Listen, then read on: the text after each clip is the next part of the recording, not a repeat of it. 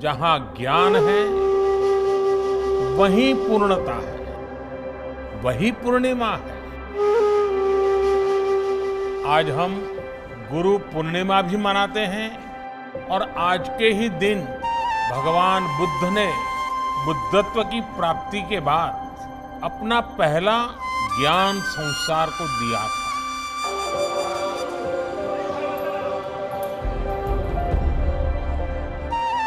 जब उपदेश करने वाले स्वयं बुद्ध हो तो स्वाभाविक है कि ज्ञान संस्कार के कल्याण का पर्याय बन जाता है। त्याग और तितिक्षा से तपे बुद्ध जब बोलते हैं तो केवल शब्द ही नहीं निकलते बल्कि धम्म चक्र का प्रवर्तन होता है।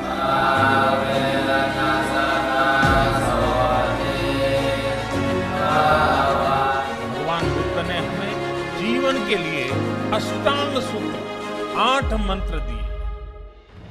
सम्यक दृष्टि, सम्यक संकल्प, सम्यक वाणी, सम्यक कर्म, सम्यक आजीविका, सम्यक प्रयास, सम्यक मन, सम्यक समाधि यानी मन की एकाग्रता।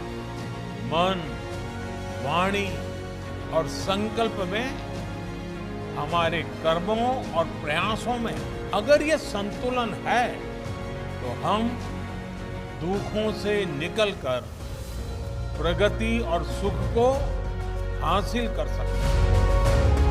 यही संतुलन हमें अच्छे समय में हमें लोक कल्याण की प्रेरणा देता है और मुश्किल में धैर्य रखने की ताकत देता है। धम्मपद कहता है, वैर से वैर शांत नहीं होता, बल्कि वैर अवेर से, बड़े मन से, प्रेम से शांत होता है। बुद्ध का ये ज्ञान, मानवता का ये अनुभव जैसे जैसे समृद्ध होगा, विश्व सफलता और समृद्धि की नई ऊंचाइयों को छूएगा। बुद्ध मानवता के सामूहिक बोध का अवतरण है। बुद्ध बोध भी है और बुद्ध शोध भी है। बुद्ध विचार भी है और बुद्ध संस्कार भी है। बुद्ध इसलिए विशेष है कि उन्होंने केवल उपदेश नहीं दिए, बल्कि उन्होंने मानवता को ज्ञान की अनुभूति करवाई। उन्होंने महान वैभवशाली राज्य और चरम सुख सुविधाओं को त्यागने का साहस किया। निश्चित रूप से उनका जन्म किसी साधारण बालक के रूप में नहीं हुआ था, लेकिन उन्होंने हमें यह एहसास करवाया कि प्राप्ति से भी ज्यादा महत्व त्याग का होता है।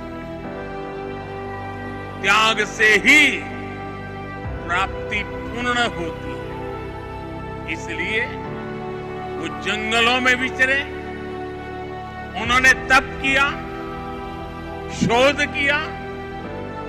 उस आत्मशोध के बाद जब वो ज्ञान के शिखर तक पहुंचे तो भी उन्होंने किसी चमत्कार से लोगों का कल्याण करने का दावा कभी नहीं किया, बल्कि भगवान बुद्ध ने हमें वो रास्ता बताया जो उन्होंने खुद जिया था।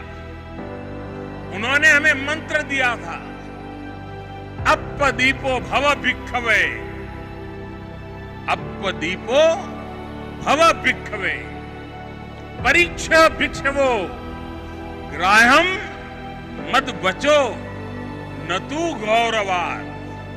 अर्थात अपना दीपक स्वयं बनो, मेरे वचनों को भी मेरे प्रति आदर के कारण ग्रहण मत करो, बल्कि उनका परीक्षण करके उन्हें आत्मसात करो।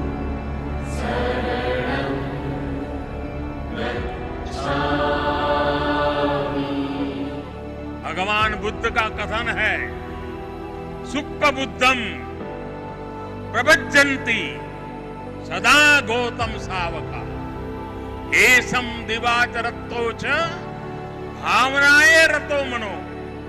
अर्थात जो हमेशा मैत्री भावना में, सद्भावना में लगे रहते हैं, गौतम के वे अनुयायी हमेशा जागृत रहते हैं। यानी वही बुद्ध के वास्तविक अनुयायी हैं। इसी भाव को लेकर आज हमें पूरी मानवता के लिए काम करना है। इसी भाव को लेकर हमें संसार में मैत्री भाव को मजबूत करना है। भगवान बुद्ध के प्रति जिस तरह का भाव और भक्ति हम सभी रखते हैं, शायद उसका बयां करने के लिए शब्द कम पड़ जाए। जैसे लोग मंत्र से मुग्ध तो होते ही हैं, वैसे ही हम बुद्ध से भी मुग्ध होते हैं। सिद्धार्थ से गौतम बुद्ध बनने की यात्रा, वो कथा, वह केवल निर्वाण प्राप्ति के पथ की कथा नहीं है। ये कथा है इस सत्य की कि जो व्यक्ति भी अपने ज्ञान, धन, संपदा से दूसरों की वेदना और दुख दूर करने का प्रयास करता है, वह हर व्यक्ति सिद्धार्थ से बुद्ध के राह पर चल पड़ता है, चल सकता है, बुद्धत्व को प्राप्त कर सकता है। धम्मं शरणं गच्छामि, बुद्धं शरणं गच्छामि, संघं शरणं गच्छामि। ये हमारे देश की पवित्र भूमि से निकल संपूर्ण विश्व को मानवता का पाठ पढ़ाने वाला जन जन का मंत्र बन गया। संघं शरणं गच्छामि। आप सभी को आषाढ़ पूर्णिमा की बहुत बहुत शुभकामनाएं। नमो बुद्धाय, नमो गुरुभ्यो।